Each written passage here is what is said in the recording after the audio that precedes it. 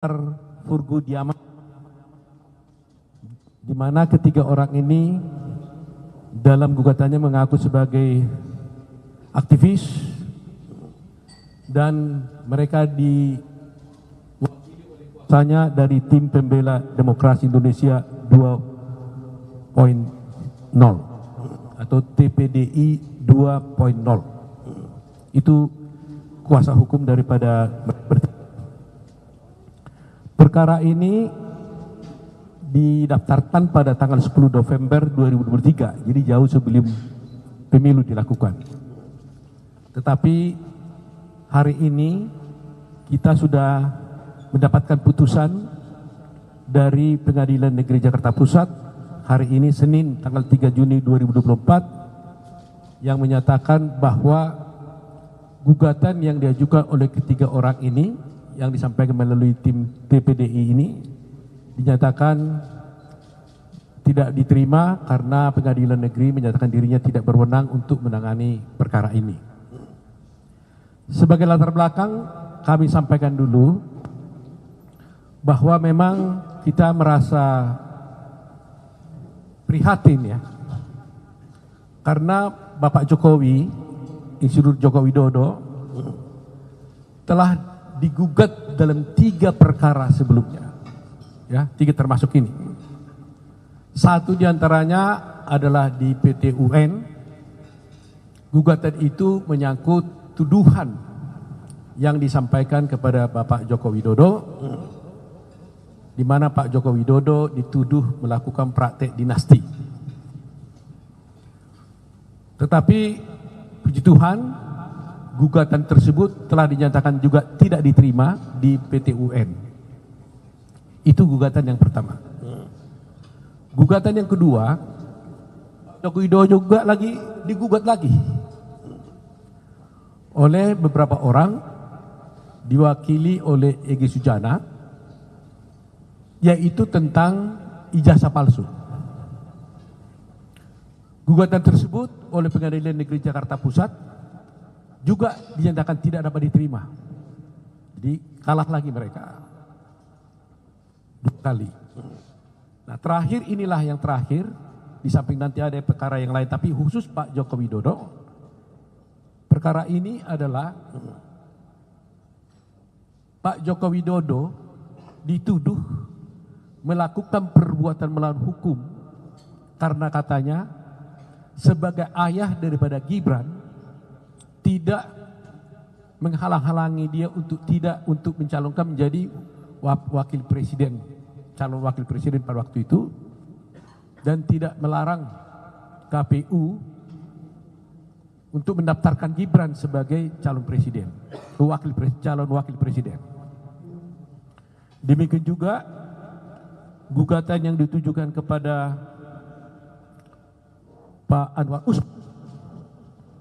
Pak Anwar Usman dituduh karena tidak mengundurkan diri sebagai hakim konstitusi perkara nomor 90 yang sudah kita tahu bersama. Kemudian Pak Pratikno juga digugat karena dianggap tidak melakukan kehati-hatian dan melanggar kepatutan dalam proses pencalonan Gibran dan Prabowo pada waktu itu. Jadi yang ingin saya sampaikan adalah betapa dahsyatnya bagi kita menganggap ini sebagai gangguan, tapi bagi hukum ini memang adalah sah, mereka bisa mengajukan gugatan.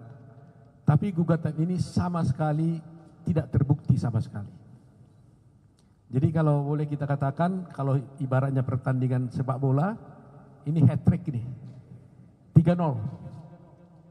Gugatan ini semuanya tidak dikabulkan oleh pengadilan, 1 melalui PT UN, 2 melalui Pengadilan Negeri Jakarta Pusat. Jadi dapatlah kita simpulkan bahwa tuduhan-tuduhan selama ini kepada Bapak Insinyur Joko Widodo sama sekali tidak benar.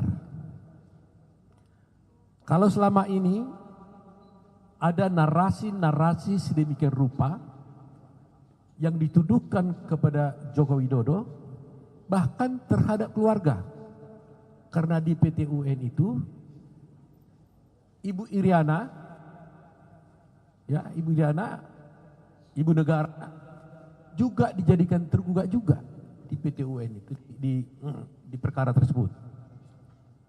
Jadi coba bayangkan, seorang ibu negara yang hanya duduk menyampingi suaminya juga digugat.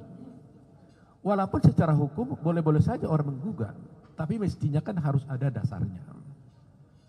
Nah, ini kadang-kadang juga menjadi blessing in disguise juga.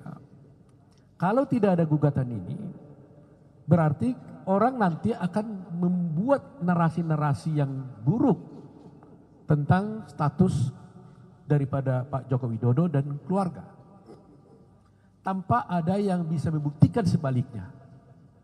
Jadi kami berpendapat bahwa meskipun ini sangat menyakitkan sebenarnya, karena tuduhan-tuduhan ini sebenarnya tidak benar, tapi kami mengambil manfaat yang positif, karena dengan adanya putusan ini justru berikan amunisi dan argumen yang kuat bagi Bapak Joko Widodo dan keluarga, bahwa apa yang dituduhkan selama ini sungguh-sungguh tidak terbukti.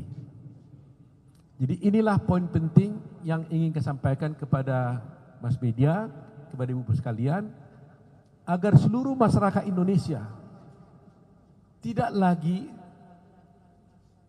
membuat narasi-narasi, tidak lagi percaya terhadap narasi-narasi yang dikembangkan kepada Bapak Joko Widodo, yang selama ini seakan-akan Bapak Joko Widodo ini dan keluarganya itu melakukan hal-hal yang melanggar hukum. Jadi memang ini ada baiknya, karena kalau kita ini negara hukum, maka segala tuduhan itu dibuktikan melalui pengadilan.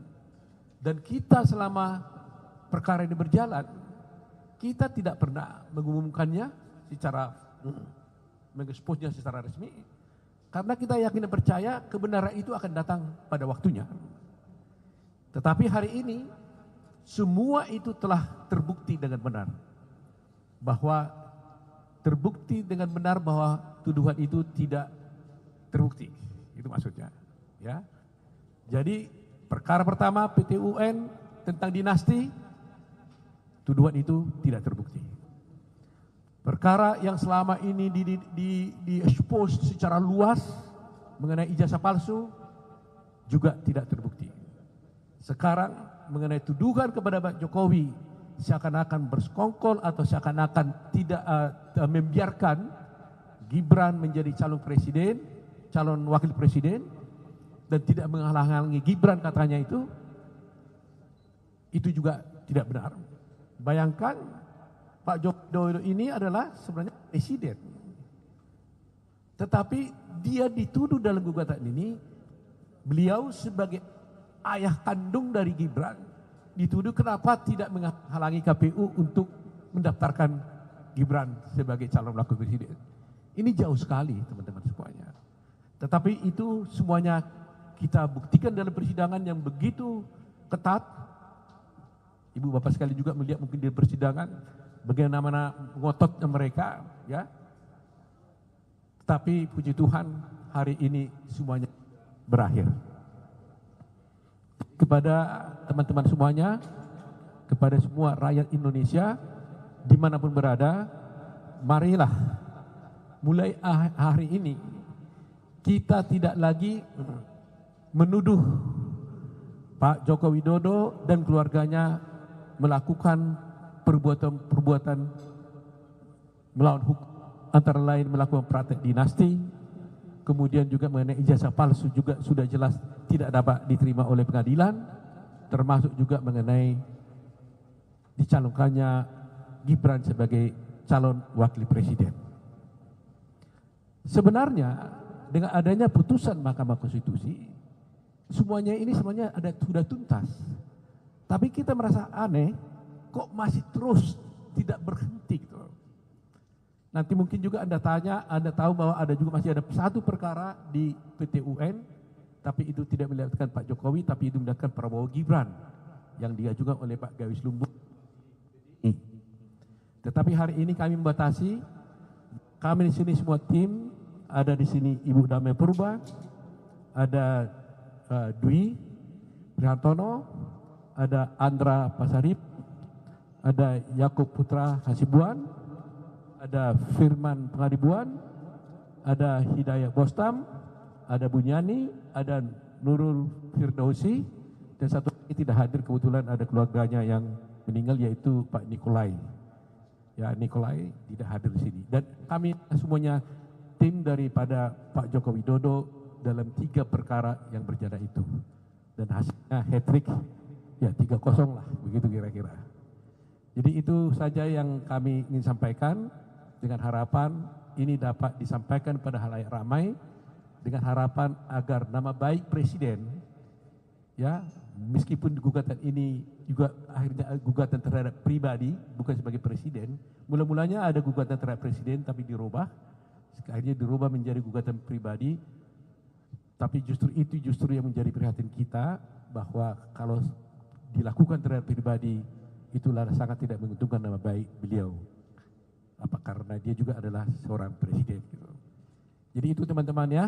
Jadi masyarakat supaya mulai hari ini mari kita hentikan narasi-narasi yang buruk terhadap Pak Jokowi dan seluruh keluarga, karena sudah ada putusan yang menyatakan bahwa semua narasi, semua gugatan-gugatan itu telah dinyatakan tidak diterima oleh pengadilan baik PT UN maupun Pengadilan Negeri Jakarta Pusat.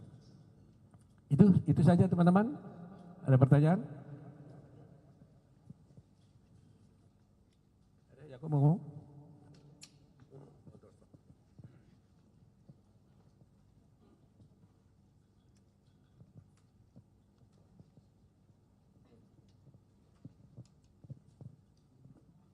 Ada? Kalau ada, sudah kita akhiri saja. Ya?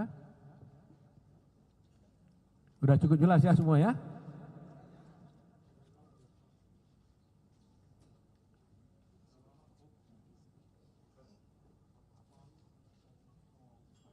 Baik, kalau gitu kita ada? Ya. Dari Sydney dari Jurnal Go News. Selanjutnya kalau misalnya ada gugatan serupa atau itu langkah selanjutnya apa bagi Bapak yang akan Bapak lakukan? Bagaimana? Langkah selanjutnya jika ada gugatan lain tambah atau gugatan baru? Ya, kalau ada masih orang juga mencoba mengajukan gugatan, ya tentunya tergantung prinsipal ya Pak Jokowi. Kalau beliau juga menunjuk kami jadi kuasanya, kami akan siap untuk melayaninya gitu. Ya, jadi ada juga tadi yang menanya apakah mau laporkan balik dan sebagainya. Sepanjang pembicaraan kami dengan Pak Jokowi di istana pada waktu itu, beliau mengatakan tidak ada keinginan untuk melapor balik, tidak ada. Beliau itu memang betul-betul sungguh arif dan bijaksana sebagai negarawan. Dia bilang silakan saja, hadapi secara hukum, buktikan apa yang sebenarnya terjadi di pengadilan, supaya masyarakat semua tahu apa yang sesungguhnya terjadi. Jadi ini saya bilang tadi blessing in disguise kan, kita nggak menginginkan adanya gugatan ini kan sebenarnya kan. Tapi justru dengan adanya gugatan ini jadi hal yang menguntungkan buat Pak Jokowi, karena Pak Jokowi jadi diberikan kesempatan untuk membuktikan bahwa dirinya tidak bersalah. Ini satu hal yang kita anggap sebagai positif lah. Ya, tadinya dianggap itu gangguan, tapi akhirnya kita pikir ya ambil dipetik hasilnya bahwa ini salah satu cara panggung untuk bisa membuktikan bahwa Pak Jokowi tidak benar seperti yang mereka tuduhkan. Gitu. Silakan. Pak, setelah nanti menyampaikan lewat media, ini kan berarti kan rakyat kan tahunya lewat media sosial kan terkait dengan ijazah palsu dan lain sebagainya. Kira-kira ada strategi lainnya nggak dari Pradi, mungkin diadakan seminar atau FGD agar jadi cuma hanya bukan lewat online aja disampaikan, tapi kedepannya itu lewat Prabowo Gibran akan diadakan FGD, jadi biar rakyat tahu tentang terkait kedua gugatan ini semua. Bagaimana? Kita lihat nanti perkembangannya, ya. Bila mana itu diperlukan mungkin perlu ya. Karena apa? Memang perlu masyarakat tahu ini karena kan kita sudah dapat pemimpin yang baru yang akan dilantik nanti pada tanggal 22 Oktober. Jadi kita menginginkan bahwa Pak Jokowi yang sudah sekian lama berjasa memimpin negara ini 10 tahun, jangan sampai ketika dia mengakhiri jabatannya, ada hal orang-orang yang mencoba mengganggu, memberikan narasi yang tidak baik kepada Pak Jokowi. Jadi dia naik dengan baik, dia juga nanti selesai juga akan dengan baik, dengan membawa nama besar bahwa dia telah berbakti untuk bangsa dan negara ini. Ya, itu poin kita. Pak, terkait dengan adanya pemberitaan dari Dewan HAM PBB, kira-kira nanti dari Pak Oto ada nggak nanti solusi untuk menyampaikan langsung lewat apa gitulah ke PBB? Karena kan terkait dengan demokrasi ini yang pemilu curang itu kan HAM kan sudah memberikan keputusan. Itu bagaimana Pak anggapannya? Ya, jadi apapun yang disampaikan oleh orang luar, termasuk Dewan Keamanan PBB dan sebagainya, itu kita tidak perlu komentari. Putusan ini sudah menjawab semuanya, ya kan? Kami tidak perlu membuat narasi-narasi untuk membantah sana sini, ya, karena kalau saya membantah nggak habis-habisnya. Jadi kita selesaikan di meja pengadilan, dan hari ini putusannya jelas bahwa gugatan mereka itu tidak diterima, ya, dengan berbagai alasan yang sudah saya sampaikan tadi. Jadi kami mengambil posisi seperti itu, daripada kami menjawab sana sini, membantah sana sini yang tidak berujung, maka yang paling baik karena kita negara hukum, maka adalah dengan adanya putusan ini menyelesaikan semua persoalan-persoalan dan tuduhan yang ada sebelumnya. Saya kira itu poin yang paling penting. Jadi kalau maunya ada orang mengatakan Pak Jokowi begini-begini, ya tinggal bilang aja, lihat aja putusan pengadilan, ya kan, supaya jangan ada dispute kan. Tidak ada lagi persoalan. Tapi kalau kita hanya gonjang-ganjing di media, itu kan tidak akan ada kepastian. Tapi kalau sudah pengadilan memutuskan, ya saya kira itu menjadi pegangan kita. Dan ingat, bukan kita yang gugat ya. Mereka yang menggugat, dan akhirnya pengadilan menyatakan tidak menerima gugatan mereka. Itu poin penting. Ada lagi?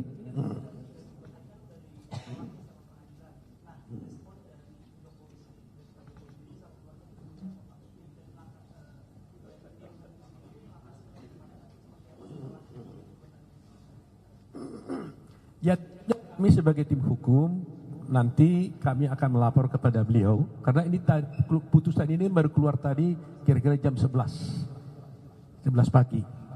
Kini sore kita konferensi pers, tapi tadi sudah saya beritahukan adanya putusan ini, dan tentunya sebagai kuasa hukum kami nanti bersama-sama akan menghadap beliau untuk memberikan laporan. Kan itu wajib ya sebagai seorang profesi. Kami menerima kuasa dari beliau, otomatis kami laporkan bagaimana hasil daripada pelaksanaan kuasa ini. Nah setelah itu nanti kami akan mendapat informasi apakah langkah selanjutnya daripada Pak Joko Widodo. Tapi selama ini yang kami ketahui, Pak Joko Widodo itu tidak pernah berpikir untuk melaporkan orang. Dia dengan jiwa besar menerima, ya sudah diselesaikan aja melalui pengadilan. Tidak ada niat lapor polisi, nekan orang dan sebagainya, nggak ada. Begitu arif dan bijaksana soal itu. Ya, demikian juga Pak Pratikno yang ikut juga sebagai tergugat di sini, dia tenang-tenang saja, dia bilang ya udah ikuti proses hukum aja. Jadi saya kira kalau ada yang ingin bertanya langsung kepada Pak Jokowi, kami persilahkan. Atau langsung mewawancarai juga Pak Pratikno, silahkan ya. Tapi hari ini kami mewakili beliau melalui Pak Joko Widodo. Saya kira sudah cukup bisa memberikan penjelasan kepada masyarakat tentang adanya fakta-fakta ini. Ya, kelihatannya ini kan singkat kami sampaikan, tapi ini adalah masalah presiden kan, masalah seorang Joko Widodo yang notabene adalah presiden. Ini tidak bisa dibiarkan. Karena bagaimanapun kalau ini dibiarkan begini tanpa ada klarifikasi dari Pak Joko Widodo kepada semua masyarakat, nanti akan terbawa sepanjang hidupnya kan, selama-lamanya. Tapi dengan adanya klarifikasi ini, maka jelaslah ending daripada tuduhan-tuduhan itu kita sudah tahu bahwa ternyata hal itu adalah tidak benar. Jadi kita tutuplah masalah-masalah tuduhan-tuduhan tersebut. Mari kita bangun bangsa ini dengan baik di bawah kepemimpinan nanti presiden berikutnya itu Pak Prabowo. Tapi sampai 22 Oktober tentunya gitu. Oke? Cukup ya? Oke, terima kasih. Terima kasih.